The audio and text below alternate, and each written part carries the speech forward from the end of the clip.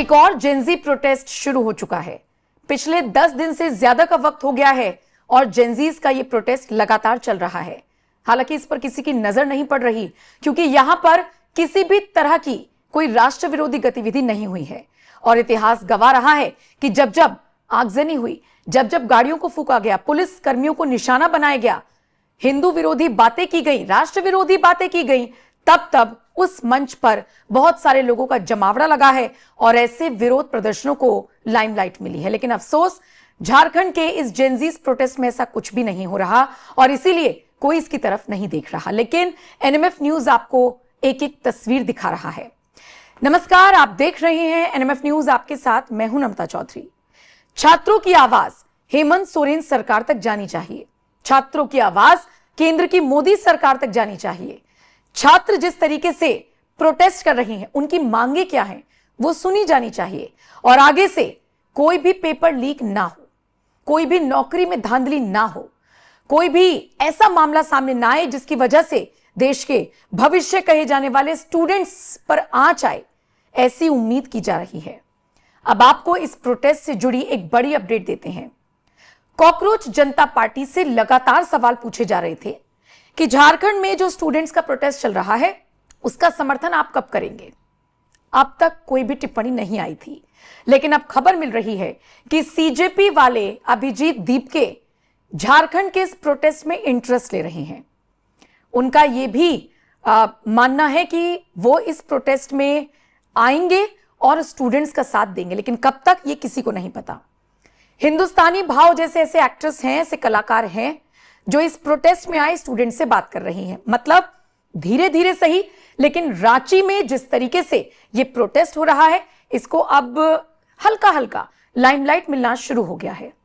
फिलहाल बाकी कैमरों का तो नहीं पता, लेकिन एनएमएफ न्यूज के कैमरे में कुछ तस्वीरें कैद हुई हैं। जैसे यहां पर स्टूडेंट्स बड़े बड़े पोस्टर्स लेकर बैठे हैं, लेकिन इन पोस्टर्स में कुछ ऐसा नहीं लिखा जिसको आप पढ़ ना पाए, कुछ ऐसा नहीं लिखा जिसको ये स्टूडेंट्स ना पढ़ पाए, कुछ ऐसा नहीं लिखा जिसको पढ़ने के बाद इन बच्चों के पेरेंट्स या आपकी या मेरी नजरें शर्म से नीचे झुक जाएं और हम सोचें कि कैसे पढ़वाएं, या मुझे अगर आपको वो पोस्टर्स दिखाने हो तो मुझे वो ब्लर कराने पड़े या उनकी कही गई बातें बीप करानी पड़े। कुछ नहीं है ऐसा। बहुत सौहार्दपूर्ण तरीके से ये प्रोटेस्ट हो रहा है, लेकिन इस प्रोटेस्ट को देखकर तरस आ रहा है।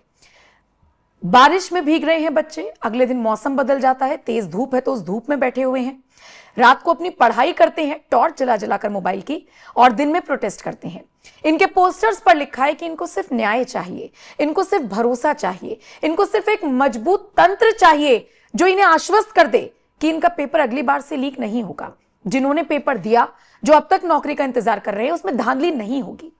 हमारे संवाददाता एनएमएफ न्यूज की टीम लगातार झारखंड में स्टूडेंट्स के इस प्रोटेस्ट को कवर कर रही है और वो यही इनपुट्स दे रही हैं कि इस प्रोटेस्ट में कुछ भी ऐसा नहीं है जिसे राष्ट्र विरोधी कहा जा सके। इनफैक्ट ये बेचारे खुद ही कुछ रूल्स फॉलो कर रहे हैं और मैनेजमेंट ऐसा है जिसे देखने और सुनने के बाद आप भी हैरान रह जाएंगे।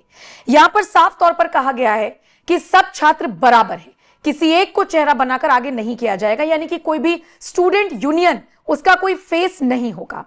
सारे छात्र बराबर हैं। यहां पर हिंदू, मुस्लिम, सिख, ईसाई, कोई भी अलग कौम, मजहब, धर्म की बात नहीं हो रही, सब स्टूडेंट्स हैं।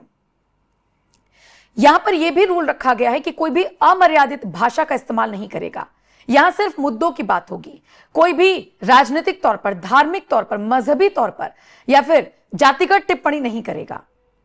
और सबसे इंपॉर्टेंट कि यहां पर जो भीड़ बैठी हुई है वो सब अननोन फेसेस नहीं है, वो सब वो बच्चे हैं जो ये सारी चीजें झेल चुके हैं।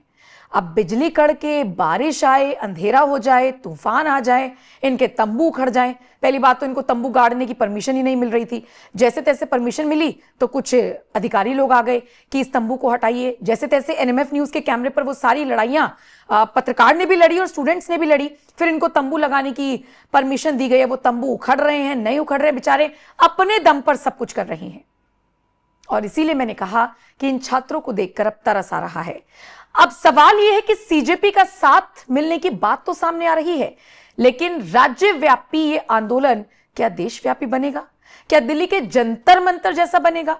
और अभिजीत दीपके की एंट्री होने के बाद इस बात की क्या गारंटी है कि इस प्रोटेस्ट का जो मूल मुद्दा है वो पीछे नहीं छूटेगा। सवाल यह भी है कि सीजेपी की अगर एंट्री हो जाती है या अभिजीत दीपके की एंट्री हो जाती है तो क्या वो हेमंत सोरेन का इस्तीफा मांग पाएंगे? क्या वो विपक्ष के किसी भी नेता का इस्तीफा मांग पाएंगे? क्या वो नैतिकता के आधार पर राहुल गांधी से कह देंगे कि आप इस्तीफा दे दीजिए? क्योंकि राहुल गांधी के साथ यानी कि कांग्रेस के साथ ही तो जेएमएम की सरकार है।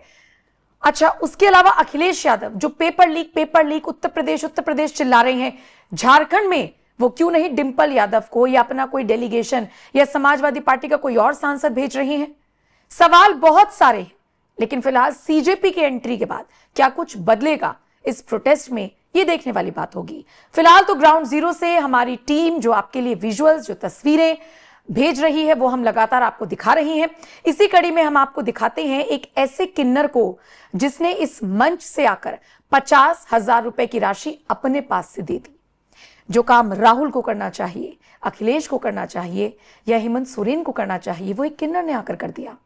वो तस्वीरें देखिए, सुनिए किन्नर क्या कुछ कह रही हैं और फिर इस खबर पर आपकी क्या राय है कमेंट सेक्शन में जरूर बताएं। 50,000 रुपए दे रही हूँ सिर्फ जनता के खाना पीना के लिए, मेरे स्टूडेंट के खाना पीना के लिए मैं सिर्फ दे रही हूँ। मैं कोई पॉलिटिक्स से नहीं, मैं सिर्फ एक इंसानियत के नाते 50,000 रुपया मैं दे रही हूँ स्टूडेंट के खाना पीना के लिए।